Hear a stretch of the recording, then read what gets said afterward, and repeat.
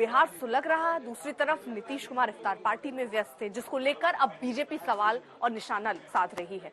इसके साथ ही साथ जो पोस्टर शुरू हुआ है, जो पोस्टर लाल किले का लगा हुआ था, उसको लेकर भी सियासत चल रही है। और साथ ही साथ अब जेडीयू के दफ्तर के बाहर भी दरअसल कुछ पोस्टर्स लगे हैं, कुछ नए पोस्टर्स लगे, जिसको लेकर भी अब सवाल खड़े होने शुरू हो गए। दोनों तस्वीरें हम आपको दिखा रहे हैं। एक तरफ इफ्तार पार्टी की तस्वीर, जहां पर पीछे लाल किले की तस्वीर लगाने के बाद सियासी भूचाल मचता हुआ नजर आ रहा है।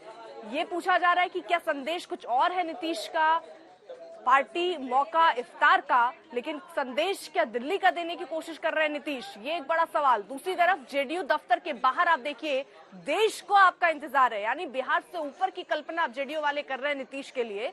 हम बिहार वाले हर कदम पर आपके साथ हैं। लेकिन सवाल अब बीजेपी की तरफ से पूछा जा रहा है कि जब आप बिहार नहीं संभाल पा रहे हैं तो देश संभालने की बात क्यों कर रहे हैं। अब ये जो तस्वीरें हैं, ये दोनों ही तस्वीरें ये दिखा रही हैं कि नीतीश जो सपना बुन के उन्होंने रखा है प्रधानमंत्री बनने का, क्या उस दिशा में वो आगे बढ़ रहे हैं। हालांकि जेडीयू के नेता ये कहते हुए नजर आते हैं कि इसका संदेश सीधे तौर पर सिर्फ ये समझिए कि वो सारे विपक्षी दलों को एक करना चाहते हैं और एक मंच पर लाना चाहते हैं। और इसीलिए अब देश को नीतीश का इंतजार है, क्योंकि मोदी के सामने एक टीम खड़ी करने की जिम्मेदारी नीतीश के कंधों पर है। केवल नीतीश हैं जो ये काम कर सकते हैं, ऐसा भरोसा जेडीयू के नेताओं को लगता हुआ नजर आ रहा है। तो लाल किले की ये तस्वीर होना, दूसरी तरफ जेडीयू के दफ्तर के बाहर ये पोस्टर और बैनर और फोटो लग जाना, ये कई तरीके की सियासी सुगबुगाहट पैदा कर रहे हैं।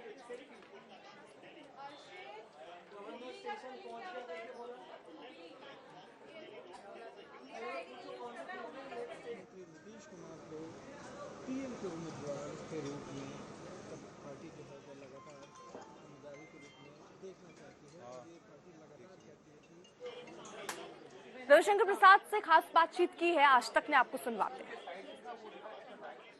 नीतीश कुमार की उदासीनता मुझे परेशान करती है। नीतीश कुमार ये एक्शन में क्यों नहीं है? आप क्यों नहीं बिहार शरीफ गए? आपने लोगों को शांत क्यों नहीं किया? आप क्यों नहीं सासाराम गए? आप जाइए, इफ्तार करिए, मुझे आपत्ति नहीं है, लेकिन आपकी प्राथमिकता क्या है? नीतीश जी, आपकी प्राथमिकता क्या है? मैं श्वेता जी आपका अभिनंदन करूंगा। मैंने आपकी सारी कवरेज देखी है, जो महिलाओं की पीड़ा आपने बताई है, जो वहां के लोगों का दर्द आपने बताया है। नीतीश कुमार जी, नालंदा आपका क्षेत्र है ना, वो दर्द को थोड़ा सा लगाना था मलहम ना। कहां है आप? और सासाराम में भी नहीं गए, बम फूट रहे हैं। जब मुख्यमंत्री जाता है, लोगों को आश्वस्त करता है, तो उससे मलहम लगता है, चीजें शांत होती हैं। लेकिन ये तो कमाल की बात है। और तेजस्वी जी कहां है? वो भी गायब है। तो ये उदासीन प्रशासन है, मैं इसकी भर्त्सना करता हूं। नीतीश बाबू, ये आप दावते इफ्तार में नहीं गए। ये इफ्तार से आपने बहुत गलत मैसेज दिया कि रामनवमी मनाने में कठिनाई होगी, ढेले चलेंगे, पुलिस कार्रवाई नहीं करेगी, और आप दावते इफ्तार मना रहे हैं। यह भी आपके, मैं नीतीश कुमार जी को छोड़ता हूं, वो सोचते क्या इस मामले को लेकर। नीतीश कुमार ने तो बहुत इशारों में कह दिया कि इधर उधर कुछ हो सकता है, सीधा सीधा इस सांप्रदायिक हिंसा को नहीं देखा जाए।